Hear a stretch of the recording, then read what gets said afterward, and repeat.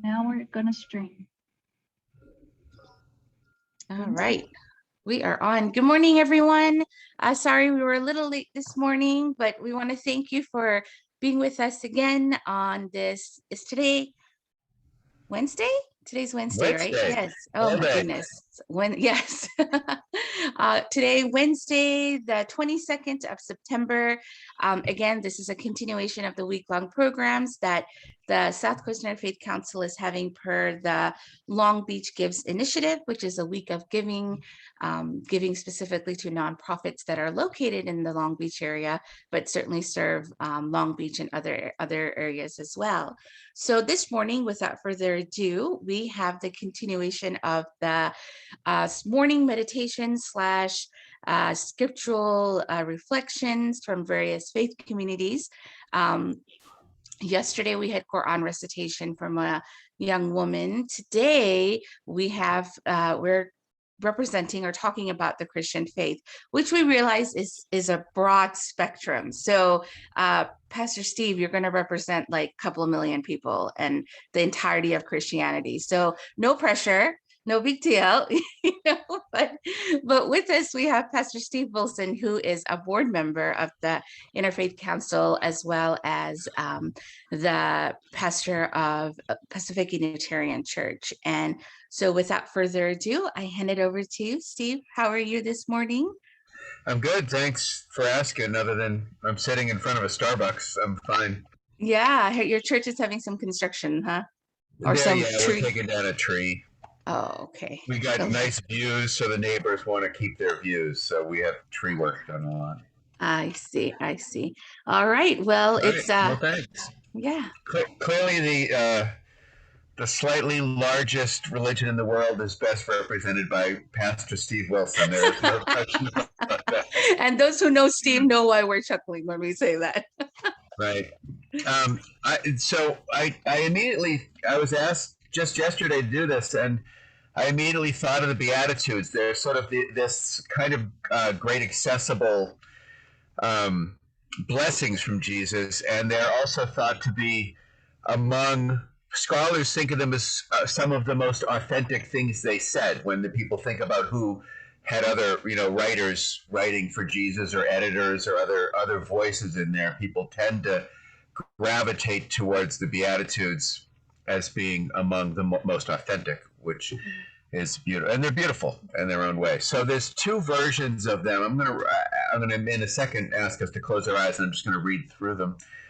One of them comes from Matthew, and one of them comes from Luke. And Matthew and Luke are written sometime around 40 years after Jesus' death, 50 realistically, probably, and they're somewhat contemporaries. Matthew is speaking to a largely Jewish audience. His gospel writers' gospels were good news, designed, written in the name of someone who is famous. So neither Luke conceivably could have written it. Matthew did not, and but that's too scholarly. Let's just. I'm going to invite you to just close your eyes and just listen to them. I'll read Matthew first. And now when he, Jesus, saw the crowds, he went up on a mountainside and sat down. His disciples came to him, and he began to teach them, saying, "Blessed are the poor in spirit, for theirs is the kingdom of heaven. Blessed are those who mourn, for they shall be comforted. Blessed are the meek, for they will inherit the earth. Blessed are those who hunger and thirst after righteousness, for they will be filled." Beautiful. Blessed are the merciful, for they shall be shown mercy. Blessed are the pure of heart, for they will see God. Blessed are the peacemakers, for they will be called the sons of God.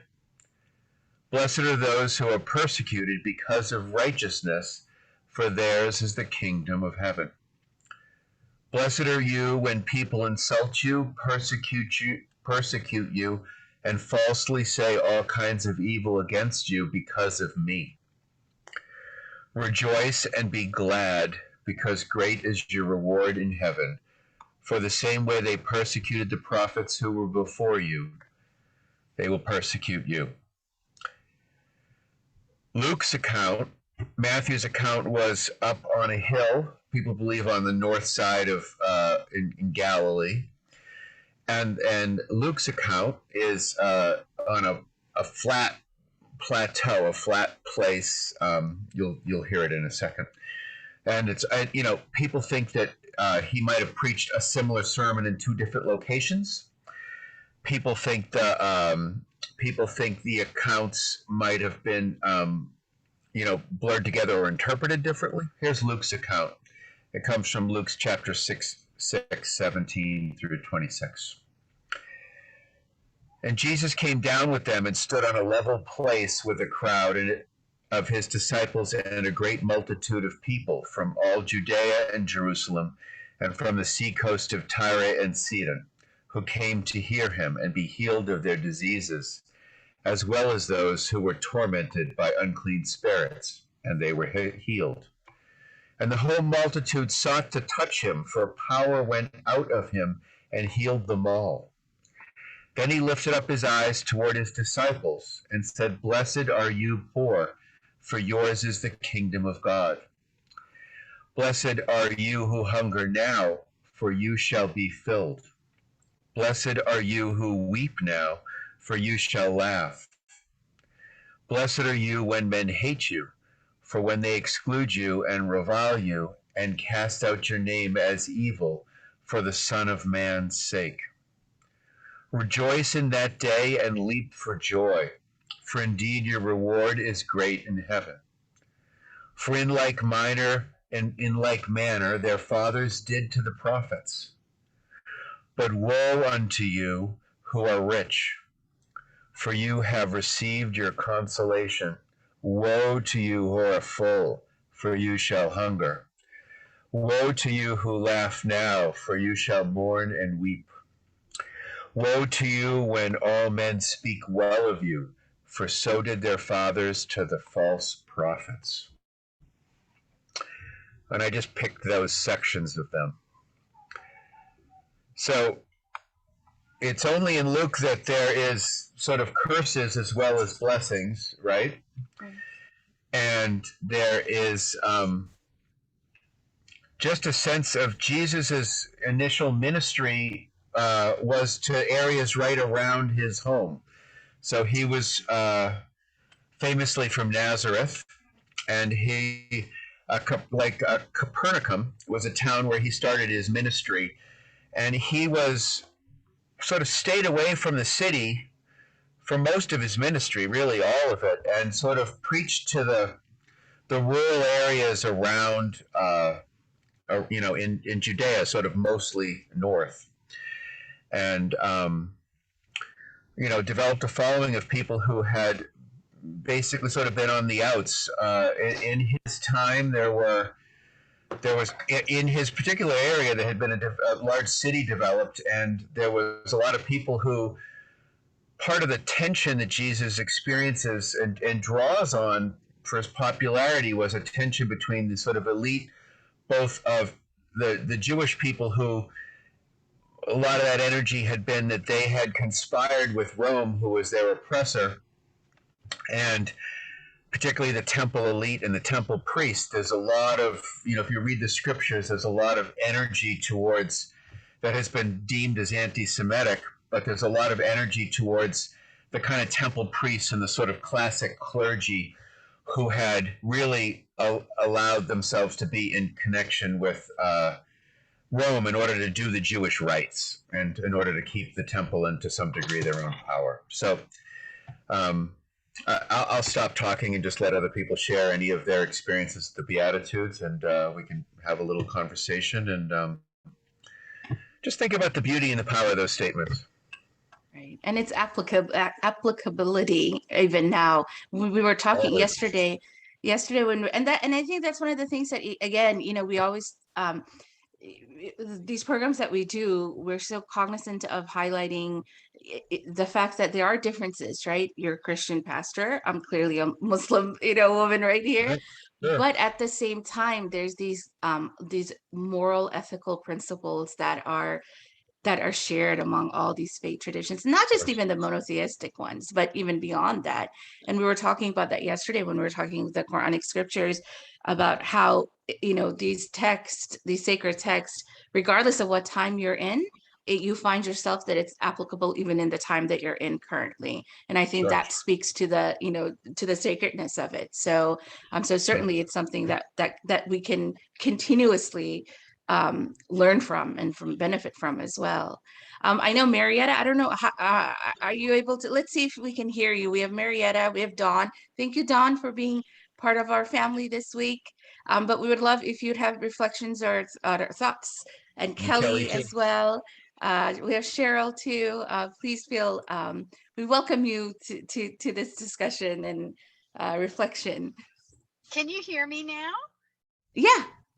Okay, I just want to thank Pastor Steve for sharing the Beatitudes. It is, I think, one of the most beautiful, and as he said, one of the most central things of Jesus' teachings. Just like prophets in general often do, he's turned things upside down. He's just taken things that we would think are conditions to be sorry about, conditions to mourn, conditions to avoid, and turn those into blessings. How in the world can you do that? Can you turn sadness into joy, or poverty into richness, or all these other things that he talks about? But he turns them into blessings, and that's so complex and so hard to understand in a way. It really, if you try to understand it, it pulls you into thinking deeply about these conditions and about what the essence of life really is. What's the purpose of life, and how do we relate to life in this world? I don't know, Pastor Steve, can you give us any enlightenment into why in the world he would turn these things upside down and say people who have wealth and power and so forth are doomed for something not so nice in the future, and people who are suffering right now should be rejoicing in that suffering? Well, I mean, I can't speak to whether there's a reward in heaven for people. I don't, or that the tables certainly haven't flipped. We still have power, and we still have inequality, and we have all of those things. But Jesus, essentially, also his own, divinity, his own popularity is itself a complete flip, right? For Jewish people, the Messiah would never be crucified, would never have essentially a very practical failed ministry, right? So Christians draw upon this story in a way because Jesus is the unlikeliest hero of all people. Nazareth was a backwater. Jesus was not from a royal family, except, well, he likely wasn't from a royal family. He is linked to that in Matthew's gospel. So there,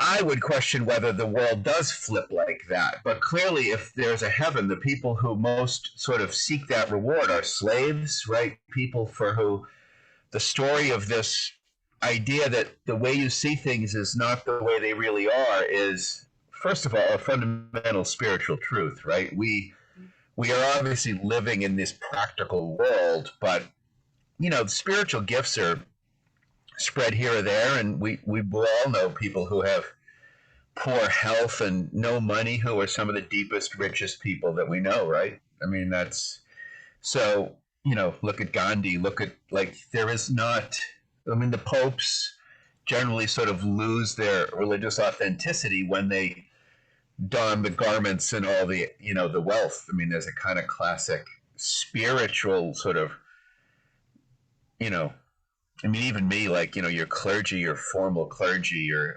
educated, I don't really know where I play in the Beatitudes, right?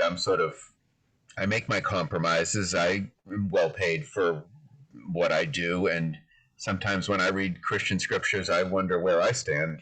So I don't know. I just find them powerful. That's for me. That sort of why it was immediately the first choice. And one other thought too, and that is that quite often you mentioned, Pastor Steve, about Jesus being one of the least liked unlikely leaders that you could Yeah. imagine because of his Yeah. circumstances.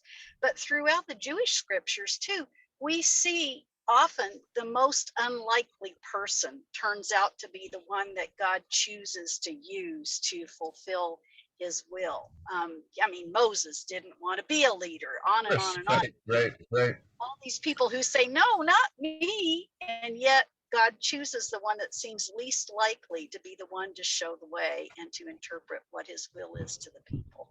Muhammad didn't want that job, right? I mean, he wasn't looking for the fame and fortune. He was recitated to, and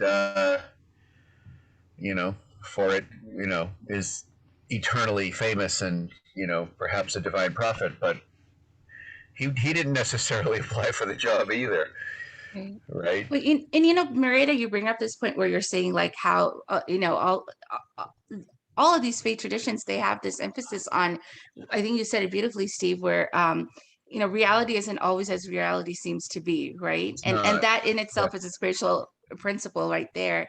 And Sure. when we talked about, you were saying, how the rich are perhaps doomed to another place or whatnot. But I think one of the things, and Steve, and you can probably, I know you can speak to this better than me from the Christian perspective, but I can say from my study of religion, not just Islam, but the monotheistic faiths and beyond, wealth is considered to be like this test that's given to you, right? Yes. And the Yeah. thing is that what do you do with that wealth, right? Just because you have the wealth inherently does not make you one that's doomed for destruction, but rather it's almost kind of like, hey, that's a greater test placed on you with wealth than it is with you with poverty, because with wealth comes a whole litany of other things, right? This notion of at least within the Islamic faith, this notion of like uh control, right? Like you suddenly feel like, okay, well, I can do it, I have this, I have that, and that kind of distances you from God. And and so, but what we find in all the faith traditions is what we do with our wealth, or that encouragement of what we do with it, right? Because within Christian theology, the concept of tithing, right? That's a huge thing. The more you give, the more you get, right? And in Islam, we have this concept of, wealth is ultimately it's God's, right? So you give, and the more you Sure. give, there's this constant, these Sufi poets, they used to say it beautifully. There's this constant competition with God to give, right? So God keeps giving me, and I keep on giving it away, and I keep on giving it to others, but then he keeps on giving it back to me. And it's this constant, like, you know what I mean? So I think Yeah. that's also important. And that's what faith is, like, it balances, right? So yes, you have the destitute, and it is hard. It's a challenge that's placed upon them. And for that challenge, and for the way that they accept that challenge, or the way that they submit to that challenge, that in itself, grants them mercy from God, right? But also for the wealthy, right? There's a recipe of what you can do, which in turn not only helps them, but then helps the ones who are not so wealthy, helps the destitute. So it's just beautiful how it balances out, right? I mean, and Steve, you can speak more of that from the Christian faith perspective, but Well, I should say, and I don't need to go down this path, but I myself am not a Christian. I grew up a Christian, and I'm a Unitarian, and I'm all over the place. My theology well, is not maybe that well for those who are defined. out there, maybe you could explain just a little bit. I know we're cognizant of the time, but what others might say, well, Pastor, it says Pastor Steve Wilson. One would Yeah. automatically think, what does that mean, and how is that particularly within the you know, uh, structure of theology, that you can say that, hey, I'm not sure, that I would categorize myself as Christian. Well, Unitarian Universalist quite quickly grew up. We're Protestants in our origins, and then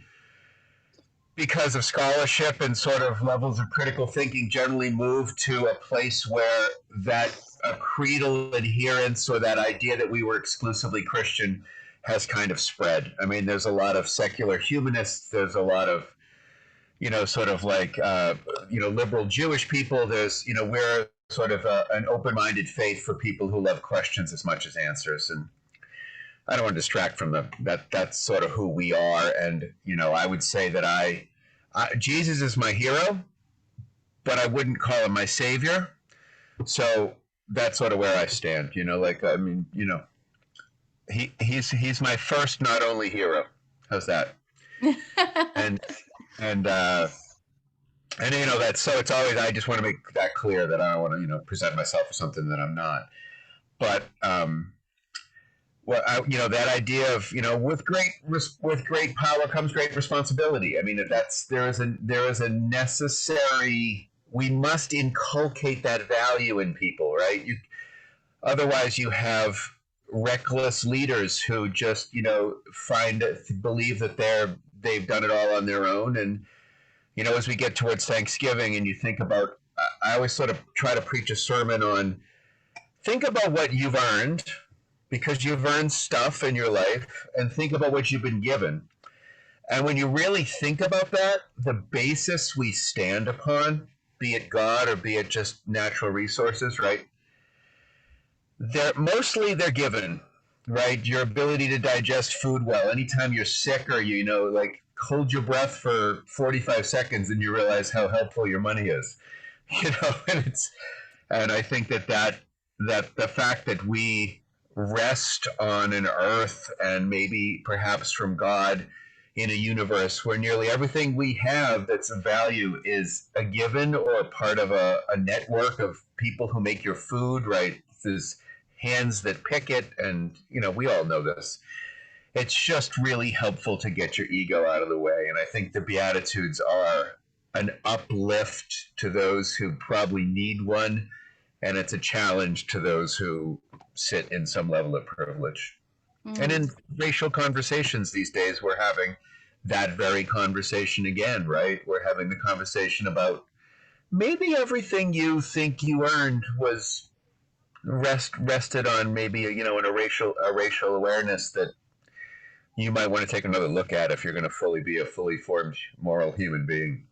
There's a lot of privilege that comes with every person of privilege, usually, that you tend not to want to look at. Right. You tend to want to think you've achieved it yourself, which, to some degree you have. Right. Yeah. Well, I think that's the essence of that spirituality as well, right? Like, to think deeper about what you have, and contemplate on that, and then recognize that perhaps it's not, again, it goes to that reality isn't always as reality seems to be, right? That it's something that either you're given or you're blessed with, and to reflect on that and to grow in your faith in that. I think that summarizes it beautifully. Marietta, do you have any other reflections that you'd like to? Both of you are in your cars, so I appreciate. I Yeah, just want to make sure everybody feels the chance. Cheryl, Kelly, Dawn, anyone Kelly, want to chime Dawn, in? Harold, Cheryl. It was more of a discussion than a meditation, I guess. No worries, Steve. Well, Hi, Dawn. Hi, Cheryl. Yes. Hi. I'd just like to say something, because I saw a play over the weekend that based on one of my very favorite books by C.S. Lewis. It's called The Great Divorce. Mm-hmm. And it's not a divorce in the marital sense. It's the what we do to put ourselves between us and God or heaven. It's the pride, the control, like you were saying, all of these things in the Beatitudes that Pastor C was talking about, in the Luke version, all the kind of punishments sort of thing, but it's not really necessarily God's punishments or their natural consequences of not living as God's, according to, Christ's attributes, being patient and loving and compassionate and humble and forgiving and, all of these attributes. If you don't live by those attributes, there are consequences that happen. And, it's, anyways, I highly recommend the book, The Great Divorce, because it's C.S. Lewis was a Christian author, but the concepts are very applicable to, any faith and how to live our lives. And that, when we when we don't embrace these attributes in our lives, we become very small. And I think of the word damnation, we stop ourselves, right? I mean, that's what the word damnation is. We stop ourselves from progressing to become what we could fully become. I just want to add. Rumi has. Okay, sorry. No, that's all I wanted to add. Thank you. Rumi has this great quote where he says that when you do something from your ego, you sort of drain your potency and your power, but when you do something from the holy, you sort of tap into an eternal. I don't have the quote in my head, but he sort of says when you do something from spirit, you know what I mean? Like it's sort of renewing, and you can just feel it. I mean, you feel it in your own body. Like when you are compassionate, it feels good. And I think that we, as a culture and a people, it's funny how it reacts. Like you could put a picture of a three-legged dog up on, Fund Me and raise $15,000 because we can sort of feel good about that. It touches our compassionate heartstrings. And yet in other ways that are much more impactful, we don't. And, that I always think that's an interesting moral test and a moral sort of like, I feel like we have almost sometimes some old-fashioned morality about what's important and what's not. I don't know. That's down a whole different path, but Steve, you're good with that. We feel like we almost got there, and then Steve's like, "Oh, let me just introduce something else, and we'll go down another path." Right? So that's right. good, Yeah. good, great things. That's my job. That's your job. There you go. Yeah, Don, right. Don, did you have something to share? Don, welcome, Don. Yes, I think it'd be great to have more discussions like this, and a lot of this probably is accepted by you, Nelia, and other faith groups, and which parts aren't and why. Anyway, in my mind, everything is spiritual, and this is contrasting the spiritual versus the ways of man that are kind of like universal 2,000 years ago or now, and our job is to see that spirituality in everything we do. It's part of our religion, as a matter of fact, and to have that higher vision of cause and effect, like God is not punishing us as much as was alluded before. It's the consequences of things that he knows about. There are laws. If you do this, this is a consequence. And God's not doing it. That's just the consequence. And right. So I think we need to constantly be rebels in a way and not just go along with the crowd, the scheme of humanity that this fad comes up and that fad, but they're universal themes by physical animals, and rise above that and see what's truly important in our lives and do those things. Like in our church, the family is paramount, and loving one another, relationships, and that's more important than like making money for whatever or whatever. So it's a good thing to draw.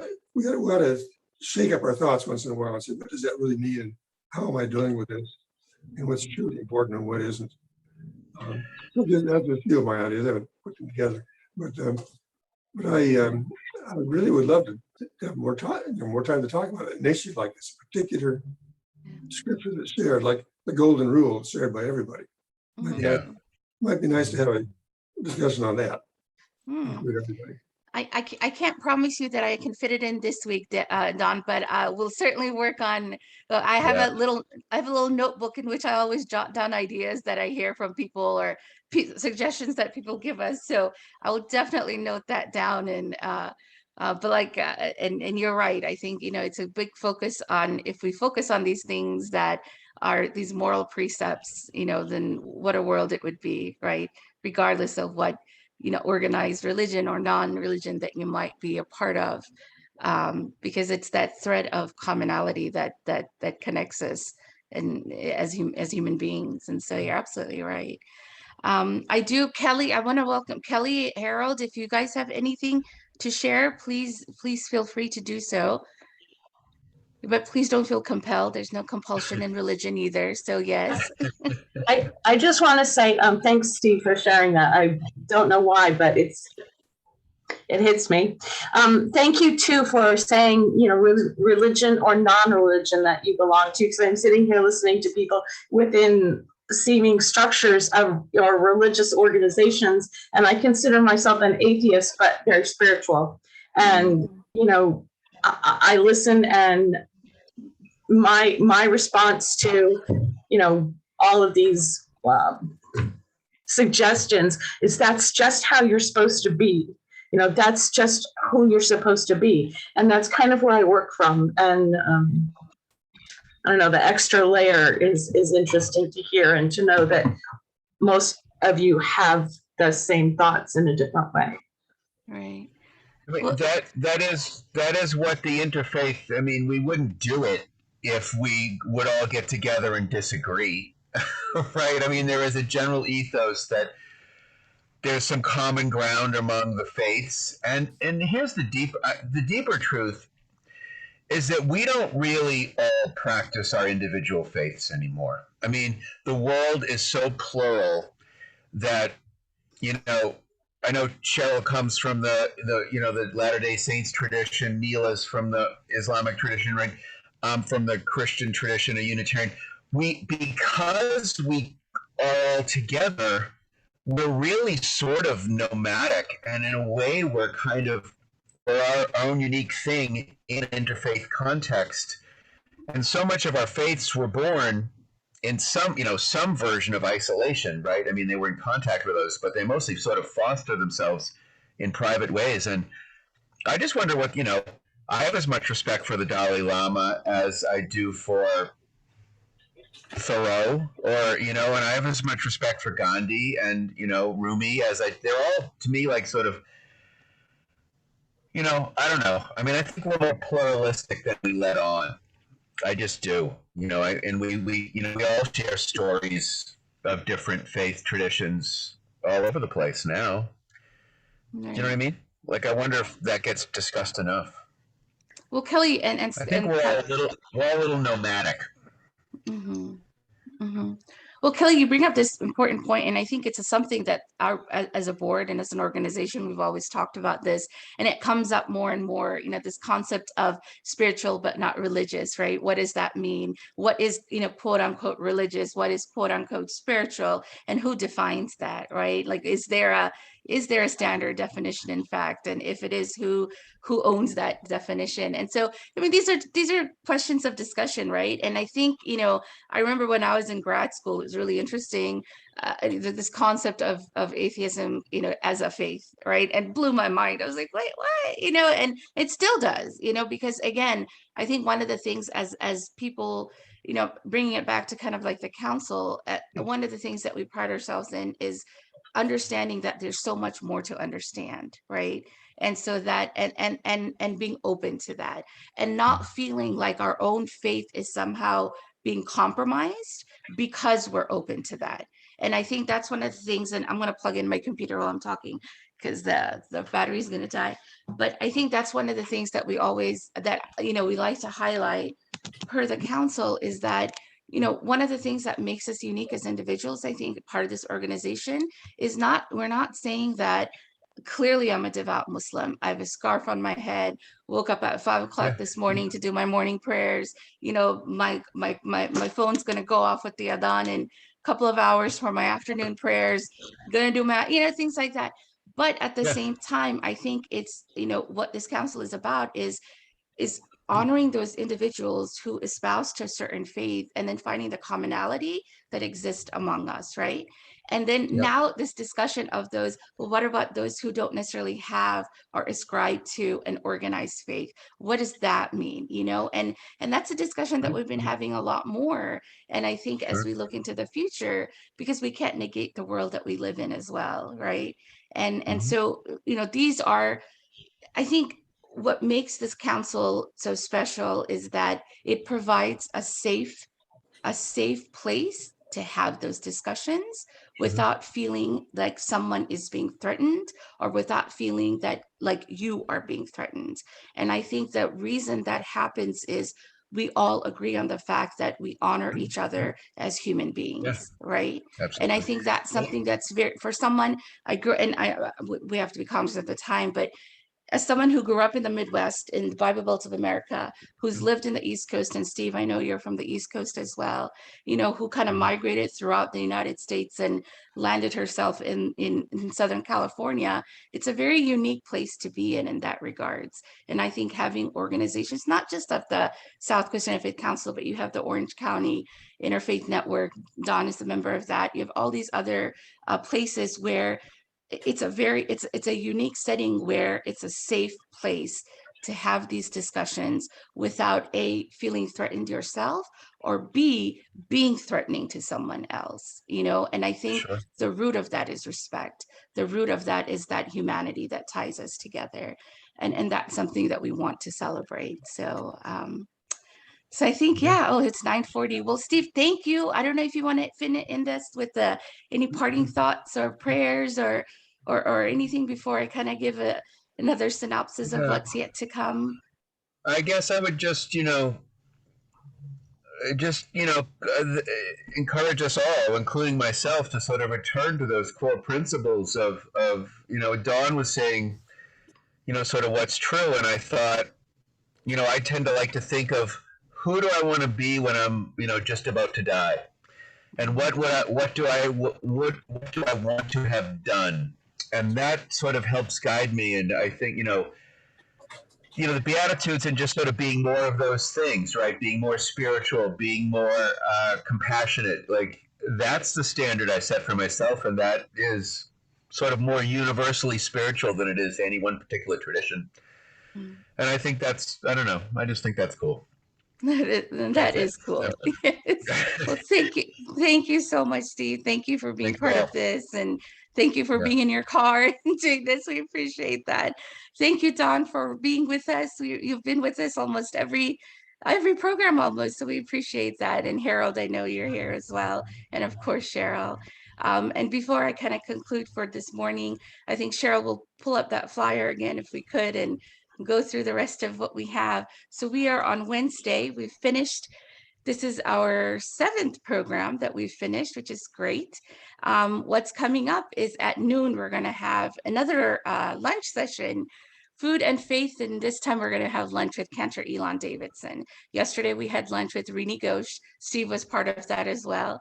And so today, and I think he's going to make some hummus. And while he makes hummus, we'll talk a bit about the Jewish faith and how our faiths connect us together, right? And then this evening we'll continue with our Hope Through Music, an evening of song and dance. And then tomorrow morning, we'll have some spirituality practices from the Native American faith traditions. Tomorrow afternoon, we'll have the return of the dinosaurs while they hit the streets of Long Beach. And so join us to find out what that's all about. That's from at noon tomorrow. And then tomorrow night is actually one of our monthly programs that we do, the Religion 101 series, and it falls on the 4th Thursday of every month, and that is tomorrow. So there'll be Reverend Elena Larson, who will be speaking to us about the Congregational Church, the United Church of Christ. And then Friday is our concluding programs. In the morning, we'll have spirituality and a little meditation from the Buddhist faith, and then we'll wind down and rewind and recap and reflect, and hopefully a chance to where the greater community can meet the rest of the SDIC board, and we'll just kind of have a time for reflection together. And again, these all are in due to us asking for support to continue programs like this, particularly through the Long Beach Gives Initiative, which is a week of giving. So we encourage you, if you're able to please donate to us. You can go to the Long Beach Gives page and find SCIC on there so that we can continue discussions and programs like this. So thank you, Steve, thank you, Kelly, Cheryl, thank you, Dawn, Harold, Marietta, and all of you out there in the virtual world for being with us. And we look forward to seeing you in a few hours at 12 when we will cook with Cantor Elon Davidson. So thank you so much. Have a good rest of the morning, and we'll see you in just a little bit. Take care. And don't forget to Same to you. donate. All right. Thank you, Steve. Thanks, everyone. Bye-bye. Thank you.